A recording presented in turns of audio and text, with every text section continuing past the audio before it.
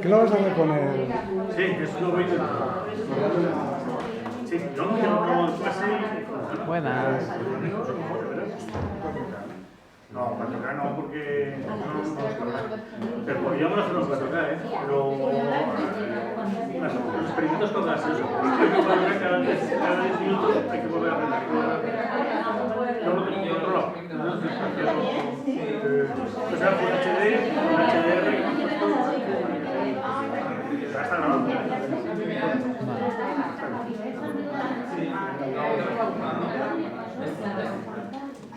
Bueno, vamos a comenzar ya. Buenas tardes a todos y gracias por venir al seminario de metaformación del mes de marzo, que hemos retrasado un poco por la causa que todos sabéis, de Magdalenas, Pascuas y fallas. No, las fallas ya se me habían olvidado. Y bueno, Sergei, para los amigos. No, y para los no amigos. No me llamo de otra forma. Sergei, el día que lo conocí, lo primero que le pregunté es si tenía algún parentesco con Sergei Pankejeff, que vosotros diréis, ¿quién era Sergei Pankejeff? Sergei Pankejeff era el hombre de los lobos, que era un paciente de Freud, paciente eterno, de esos que están toda la vida en el diván de unos y de otros. Lo analizaron varias personas, aparte de Freud, y ha sido objeto de muchas tesis doctorales porque no se sabe lo que tenía.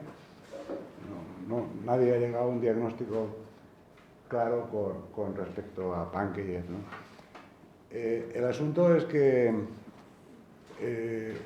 le acabo de decir a Sergei que cuando sea mayor, porque ahora es residente de segundo, pues que nos gustaría que nos hiciera un seminario sobre Pankejeff, que es un caso clínico interesante. Y en realidad no es frecuente que los residentes de segundo año hagan seminarios de metaformación, pero yo te quiero dar las gracias por haberte ofrecido, porque eso demuestra cierta iniciativa. Bueno. Y siempre hay que tener cierta iniciativa en la vida y proponer cosas también. Y propuso hacer una metaformación de psicología social, una metaformación acerca de la sumisión a la autoridad, a propósito de una película que pude ver gracias a que Sergei me la bajó y me bajó los subtítulos, porque eso ya es la nota, ¿no? Que se llama Compliance y que significa obediencia, creo, ¿no? Sí, obediencia. No hay una traducción literal completamente, es una mezcla entre obediencia y la capacidad de dar de sí de algo. De hecho, lo recordaréis los médicos, la compliance pulmonar que hemos estudiado. Es un poco eso, la capacidad de ceder. La capacidad de ceder. Bueno, pues os dejo con Sergei para que nos cuente la película y lo que se le ocurra a propósito de la misma. Bueno, pues como ya hemos hecho la introducción, vamos a hablar de la sumisión a la autoridad a raíz de esta película. Antes de hablar de la película en sí, que la explicaré someramente para las que no lo hayáis visto, quería introducir dos conceptos iniciales para quien no los conociera y quien los conozca hacer un breve recuerdo, que son los conceptos de banalidad del mal y el experimento Milgram, en qué consistió el experimento Milgram. Después hablaremos de los sucesos que aparecen en la película en sí, que son unos sucesos reales que pasaron en una ciudad estadounidense llamada Mount Washington en 2004. Y después, sacando un poco, hablando de esta película y de los ensayos que se han hecho sobre la cuestión de la obediencia a la autoridad, haremos una pequeña lista, que no pretende ser exhaustiva ni mucho menos, de factores que hacen que el individuo ceda a la autoridad, ceda su libre albedrío a la autoridad, y unos factores que le protegen de ello. Empezando con los conceptos iniciales, el primer concepto, como hemos dicho que vamos a hablar, es de la banalidad del mal. Este es un cuadro que hizo el artista callejero Bansky, cogiendo un cuadro de una tienda de segunda mano al que le introdujo esta figura, que es el criminal de guerra nazi Adolf Eichmann, y después vendió el cuadro por una cifra exorbitante para donarlo a la caridad. Adolf Eichmann, para los que no estén un poco puestos en historia de la Segunda Guerra Mundial, fue el burócrata nazi que fue el encargado de coordinar a alto nivel todo el holocausto judío. Este criminal de guerra escapó al final de la Segunda Guerra Mundial a Sudamérica, donde fue capturado en los años 60 por los servicios secretos israelíes. Fue llevado a Israel, juzgado y condenado. Durante al juicio asistió la politóloga Hannah Arendt, y después de asistir a dicho juicio escribió un libro llamado Eichmann en Jerusalén, en el que introduce el concepto de la banalidad del mal. Hannah Arendt postula que la mayoría de lo que diríamos monstruos, hablamos de los criminales de guerra nazis, como podemos estar hablando de los criminales de guerra de Bosnia, de los que ahora sería el Estado Islámico, que la mayoría de esta gente no son unos monstruos psicopáticos, no tienen nada que los distinga de los seres humanos normales, sino que la mayoría de gente que comete estos actos horribles, sobre todo a nivel de los ejecutores, hablaríamos tanto como de los guardias de los campos de prisioneros nazis, por ejemplo, no son gente especialmente monstruosa, es gente normal que ha cedido todo su libre albedrío a las maquinaciones de una autoridad superior. Ella postulaba que Eichmann era uno de estos casos. Es algo que ha sido muy debatido y es algo de lo que no vamos a entrar a debatir en el punto concreto, sino simplemente la teoría de la banalidad del mal es que para hacer actos monstruosos no es necesario ser un ser monstruoso, simplemente es necesario ser una persona que no está cuestionando lo que está haciendo. El segundo concepto es el del experimento Milgram. Este es Milgram, un psicólogo en Yale, que hablando de este tema, leyó el libro de Hannah Arendt y decidió hacer un experimento para comprobar si una persona podía hacer una acción que entrara en conflicto con sus principios morales de forma realmente, o sea, digamos, él viviéndolo de forma un poco inocua solo porque se le ordenara una autoridad superior. Él ideó este experimento que vemos a continuación. En una habitación estaría el experimentador y el sujeto del experimento que haría el rol de profesor, de teacher. A este teacher se le instruiría a que a esta persona, el estudiante o learner, le tendría que dar un shock eléctrico con esta máquina que vemos aquí cada vez que fallara en memorizar una orden de palabras. Esta persona era un actor, él fingía estar recibiendo los shocks. Estaba en una sala apantallada y el teacher era el único sujeto del experimento, la única persona que no estaba conchavada. Entonces, cada vez que el learner fallaba, el teacher tenía que dar un shock de intensidad creciente. A partir de un 150 voltios de intensidad, el learner se estaría quejando de que le estaba doliendo mucho, de que tenía un problema cardíaco, de que deseaba cesar el experimento. Cuando el sujeto dudara, el experimentador debería instruirle a que continuara haciendo el experimento, que continuara dándole estos shocks, causando este sufrimiento a esta persona con órdenes cada vez más autoritarias. Los resultados de Milgram le sorprendieron en el sentido de que vio que la mayoría de gente obedecía a la autoridad. A pesar de estar ellos visiblemente incómodos con la idea de causarle sufrimiento a otra persona, se la causaban simplemente porque la persona de autoridad, que tampoco hablamos de una autoridad muy grande, sino de un experimentador, de un experimento al que se habían presentado voluntarios, le ordenaba causar daño y esta persona causaba el daño sin entrar en muchas consideraciones. A veces se quejaban, a veces decían que no les parecía bien, pero seguían haciéndolo. Bueno, el experimento Milgram entonces viene a reforzar un poco el concepto de la banalidad del mal, de que no es necesario que una persona sea excepcionalmente malvada para realizar un acto excepcionalmente malvado. Pasada esta introducción, pasamos a hablar de lo que es la película en sí, Compliance. Como hemos dicho, se basa en hechos reales y para los que la hayáis visto es un relato bastante fiel de lo que pasó. En una ciudad pequeña de Estados Unidos, en 2004, un restaurante de comida rápida tipo McDonald's, la encargada recibe una llamada telefónica. Esta persona, por teléfono, dice ser un inspector de policía y le cuenta a la encargada que uno de sus empleados ha cometido un robo. Es un robo pequeño, un robo de un dinero de un bolso de una cliente. Da una descripción de la empleada que coincide con la de una chica que trabajaba allí. Entonces instruye a la encargada a que coja a esta empleada y la lleve a un almacén en la parte trasera de la tienda.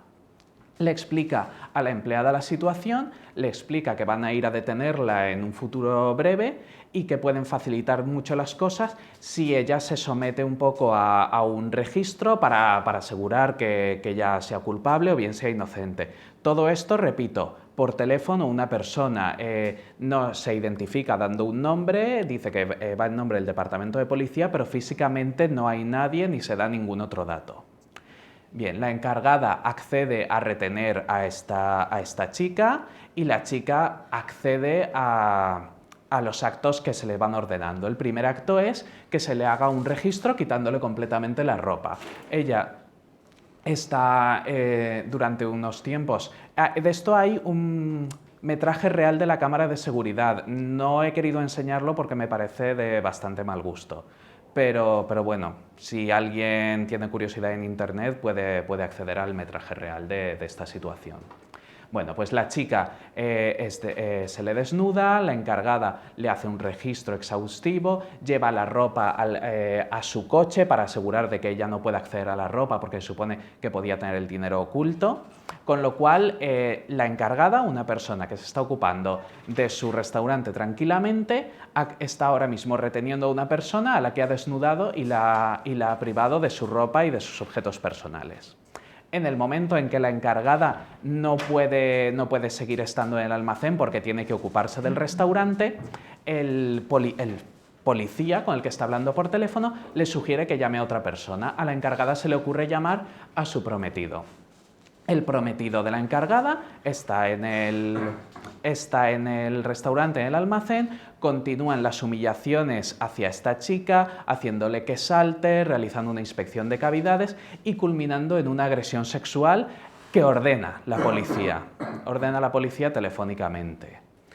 Aquí podíamos pasarnos a pensar que si no la encargada, el prometido era un sádico y un psicópata de la peor calaña. Es de destacar que el prometido, en cuanto sale del restaurante porque tiene que ir a trabajar, lo primero que hace es llamarle a un amigo y le cuenta que acaba de hacer una cosa horrible.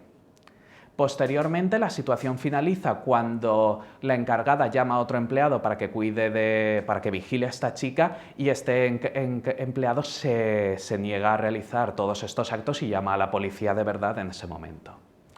Como he dicho, esto es un caso real y no fue un caso aislado. Hubieron varios casos, este es el más documentado por las denuncias legales que hubo y porque, como he dicho, el metraje de la cámara de seguridad surgió a la luz.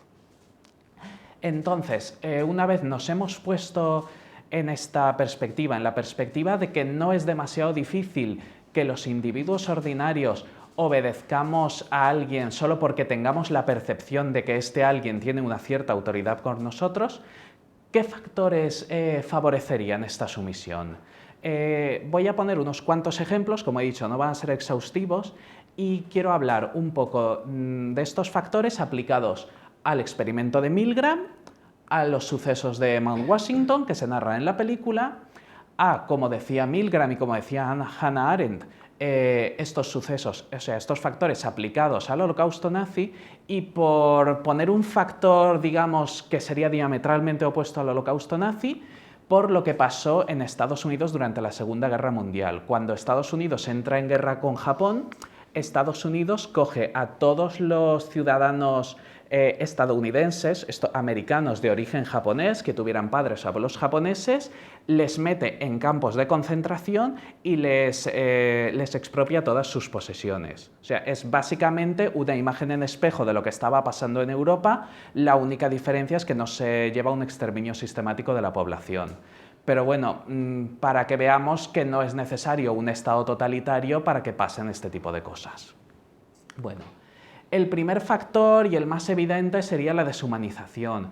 Cuando uno deja de ver a la persona a la que le está causando daño como un ser humano igual a él, es mucho más fácil causarle este daño. Es algo muy evidente que veríamos en la propaganda nazi, en la que se muestra a los judíos como seres básicamente inhumanos, como pequeños goblins o algo así, o en la propaganda americana contra los japoneses.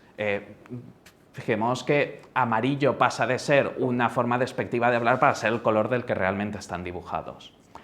En el experimento Milgram es algo más sutil. La persona sobre la que se está haciendo el experimento está en una jaula, digamos, una zona apantallada, con unos electrodos conectados, haciéndole una pequeña analogía a una rata de laboratorio. En los sucesos de la película es incluso más sutil. Simplemente se coloca a esta persona en situación de delincuente. Aunque los delincuentes entendamos que son seres humanos como nosotros, siempre hay una cierta tendencia a colocarlos aparte de la sociedad. Entonces, de hecho, ¿quién no ha oído a algún compañero hablar en la barra de un bar que un delincuente no tenía que tener ningún derecho? Los privamos de su humanidad para que nos sea menos doloroso castigarles. Otro factor, que son tres que he condensado en uno, es la dilución de responsabilidad, la fragmentación de acciones y cuando las órdenes cobran sentido en el sistema que se nos ha dado. La dilución de responsabilidad se da cuando hay más de una persona que está llevando a cabo las acciones. Eso se ha visto, el efecto espectador que se ha visto también en casos, por ejemplo, como el de Kitty Genovese, cuando la gente no pide ayuda, cuando ve que se está cometiendo un crimen, pasa algo parecido aquí. Cuando alguien está haciendo una cosa moralmente cuestionable que está haciendo mucha más gente, decide que todo el mundo lo hace y que no estará tan mal. Cuando se fragmentan las órdenes es mucho más sencillo que la persona piense que la acción que está realizando ella misma no es la perjudicial, sino que es otra. Volviendo al tema de los nazis, uno podría pensar, no, yo solo los estoy llevando al tren, yo no soy el que aprieta el gatillo ni el que libera el gas de las cámaras, yo no estoy haciendo nada malo. Y cuando la orden tiene sentido en el sistema, cuando volvemos al experimento Milgram, darle un shock a una persona así por la calle nos parecería una barbaridad. Cuando es darle un shock en el contexto de una investigación científica nos parece menos bárbaro. La reafirmación de la bondad, esto es también algo muy importante. A pesar de estos factores, la persona que está realizando esta orden moralmente cuestionable se empieza a cuestionar si esto que está haciendo está mal, que es más sencillo para la autoridad que reafirmar que no está mal, que está bien. Milgram a los sujetos le decía que estaban contribuyendo a la ciencia. En la película se le dice a esta encargada que ella está colaborando con la justicia. A los nazis se les decían que eran unas personas que lo que estaban era purificando el mundo, eran unos superhombres que estaban contribuyendo a que el mundo fuera un mundo de gente perfecta. A los americanos se les decía que estaban colaborando en propagar los valores de la libertad y de la democracia. La identidad de grupo, muy claramente, sería la parte contraria a la deshumanización.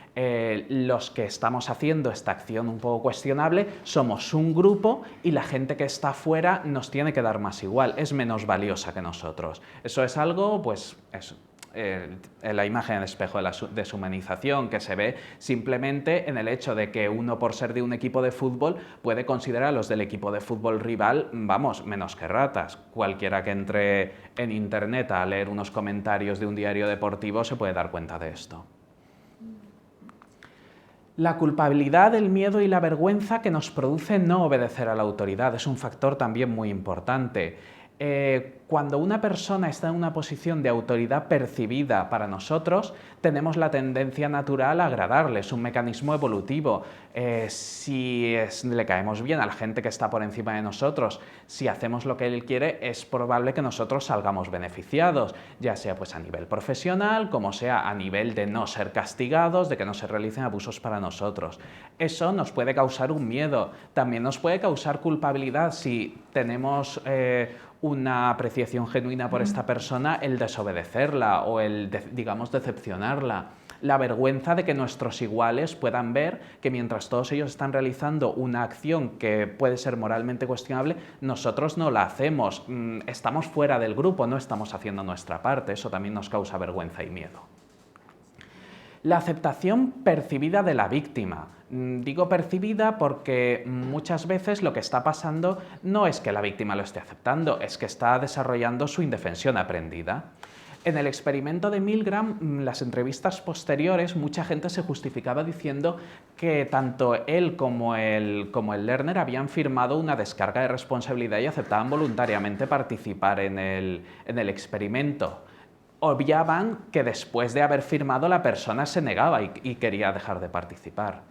En el suceso de la película, la chica inicialmente dice que acepta que le lleven aquí a la parte de atrás para registrarla en lugar de que le tenga que detener la policía delante de todo el mundo. No acepta lo que está pasando luego. En el caso de los nazis y de los japoneses, la gente iba detenida, pero iba a los campos de internamiento. La justificación era, podían haberse resistido. Obviamente no se resisten porque, como hemos dicho, la indefensión aprendida entra en juego. Pero la persona que está haciendo una orden moralmente cuestionable y quiere liberarse de ello, ve esa indefensión aprendida como aceptación por parte de la víctima. La cercanía de la autoridad es un factor importante. Milgram realizó una variante del experimento en la que, en lugar de tener al experimentador en la misma habitación, lo que hacía era dar las órdenes por teléfono. Se vio que la obediencia a la autoridad se veía muy reducida y que había mucha gente que de hecho engañaba a la autoridad diciendo que daba un shock de más potencia cuando en realidad daba un shock de la mínima potencia. En el caso de la película, realmente, aunque no esté la policía físicamente, por teléfono se está diciendo que el equipo de vigilancia lo ha visto, que van ahora mismo a registrar la casa de la chica, crea la sensación de que la policía está muy cercana, de que hay una autoridad vigilando todas las acciones, aunque realmente no sea así. Es muy interesante ver cómo la persona que realizó estas llamadas a estos establecimientos de comida rápida manipula y crea la sensación de, digamos, omnipotencia con simplemente un teléfono.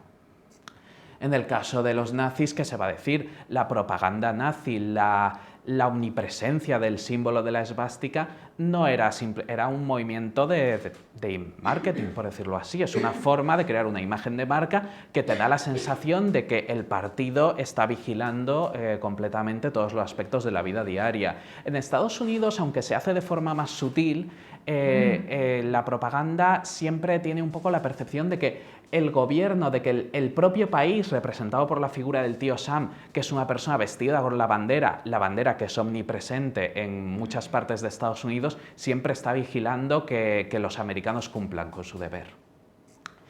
Y también el poder de la institución.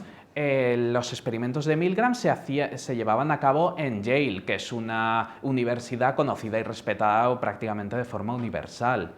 En el caso de la película de Compliance, la policía, la institución que creo que a todos nos enseñan primero que hay que respetar y hay que confiar de pequeños. Ya la típica amenaza de, como te portes mal, voy a llamar al guarda que te va a llevar al cuarto oscuro. Ya desde pequeños se nos enseña que la policía es alguien a quien hay que respetar y, en cierto modo, temer. Del partido nazi ya hemos hablado, tampoco hay que mencionar mucho, y tampoco hay que mencionar demasiado del gobierno de Estados Unidos y que ahora mismo está de actualidad con la famosa NSA enorme que nos vigila a todos. Y bueno, todos estos factores ayudan a que el individuo ceda su libre albedrío a los designios de la autoridad. ¿Cómo podemos protegernos de esto? ¿Qué factores hacen que el individuo se reafirme en su libre albedrío y esté menos predispuesto a obedecer a la autoridad? Uno de ellos sería comprender las consecuencias de nuestros actos. En lugar de realizar el acto concreto, entender que ese acto está dentro de un sistema, que ese sistema tiene una función y cuál va a ser la consecuencia de que toda esa función, toda esa cadena de actos que están haciendo varios individuos, cuál va a ser. Entonces, es muy importante que nosotros sepamos eso. Cuando hacemos una orden aparentemente inocua, que esté dentro de un sistema, ver cuál es el objetivo final de ese sistema. Otro sería la distinción de lo que es una autoridad real o no. Habréis visto que he dicho bastantes veces la autoridad percibida. Este señor de aquí es un estafador que en Estados Unidos se hacía pasar por un capitán de las fuerzas especiales. Simplemente echarle un vistazo a este hombre deberíamos entender que una fuerza especial no suele pesar aproximadamente 150 kilos, ni ir en... Este es su coche, que es básicamente un sedán desvencijado con un parasol de camuflaje. Este hombre, aún así, fue capaz de, en un derrumbamiento de un puente en una ciudad en Estados Unidos, decir que era un capitán de las fuerzas especiales que iba a coordinar las acciones de rescate. Bueno, sin palabras. O sea, simplemente el identificar cuando alguien nos dice que tiene autoridad sobre nosotros, que nosotros nos preguntemos si realmente la tiene. El factor más importante, el conocimiento. El entender por qué hacemos las cosas, el entender también que no todo lo que hacemos es fruto de nuestro libre albedrío ni de decisiones pensadas y razonadas. De hecho, la mayoría de decisiones que tomamos no son pensadas y razonadas a lo largo del día.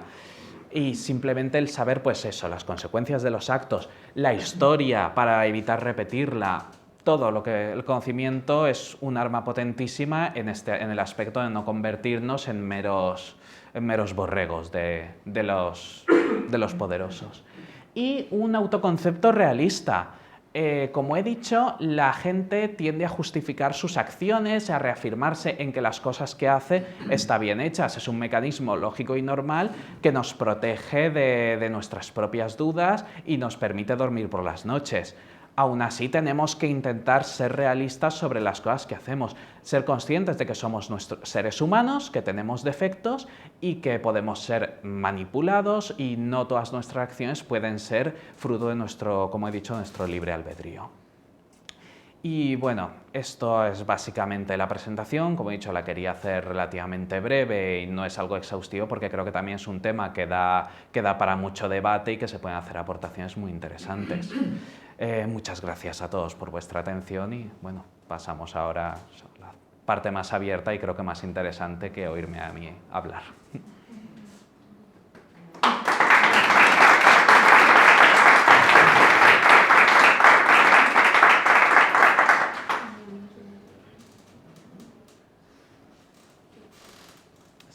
Lo bueno, si breve, dos veces bueno. Yo quería decir, agradecerte que... No, esto hace falta, ¿no? Bueno. Quería agradecerte que hubieras propuesto este tema y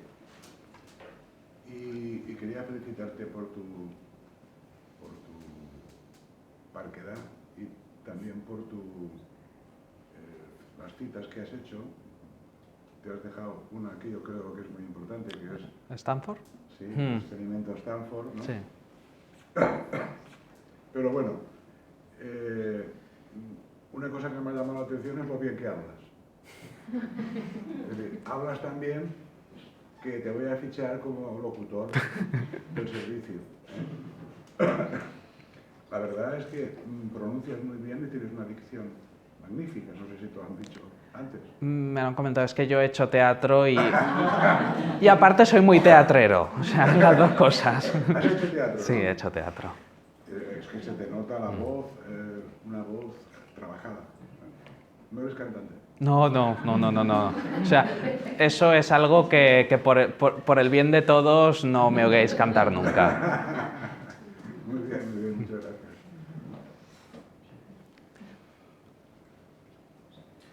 Bueno. No, es que lo ha hecho perfecto. Bueno, solamente decir que en una de las modalidades también del experimento de Milgram, para probar si era la autoridad realmente la que influía sobre el profesor, es poner a un igual. Sí, en cuanto cierto. ponen a un igual, desaparece absolutamente el efecto, pero inmediatamente. Incluso hay agresión. Cierto, la percepción de la persona, o sea, del realmente el sujeto, era que este igual era básicamente un psicópata que quería torturar a la otra persona por sadismo puro. Cierto. Y además que nunca utiliza la violencia, ni siquiera, simplemente le decía, el experimento debe continuar, por favor, Sí. el experimento debe continuar. El tío Sí. La verdad es que fue una sorpresa para todos, porque el 62% lo escribieron literalmente. Sí, la verdad el resultado es muy exagerado y a mí de hecho incluso me llamó más la atención, creo que fue en los años 70, no fue Milgram, no recuerdo quién fue exactamente, hizo un experimento parecido dándole shocks eléctricos a un cachorrito y la gente lo hacía, o sea, no, es que no recuerdo, Pero es una cosa incluso anecdótica. cuando la autoridad incumple su promesa, porque en una de las fases el teacher dice que se presenta, pero siempre que le dejen salir si